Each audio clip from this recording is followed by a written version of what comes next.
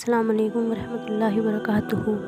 دیکھیے ناظرین، آج ہم بات کرنے والے ہیں رمضان کی شان کے بارے میں۔ فرماتے ہیں آخری نبی محمد رسول اللہ صلی اللہ علیہ وسلم کہ جس نے ماہ رمضان کو پایا اور اس کے روزے نہیں رکھے تو وہ بدبخت ہے۔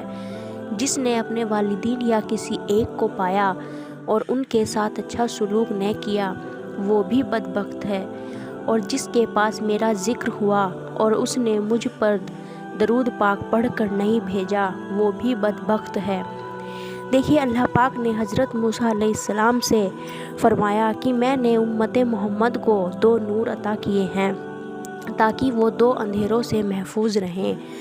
موسیٰ علیہ السلام نے عرض کیا، یا اللہ پاک وہ 2 نور کون کون سے ہیں؟ پھر ارشاد ہوا کہ نور رمضان اور نور قرآن۔ حضرت موسیٰ علیہ السلام نے عرض کیا کہ یا اللہ وہ 2 اندھیرے کون کون سے ہیں؟ پھر ارشاد ہوا، ایک قبر اور دوسرا قیامت ہے۔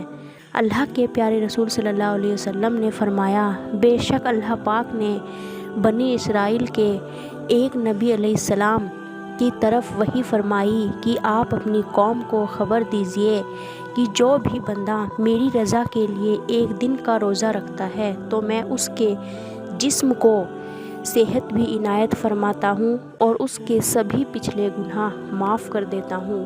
اللہ ہم سب کو روزے رکھنے کی توفیق عطا فرمائے، آمین۔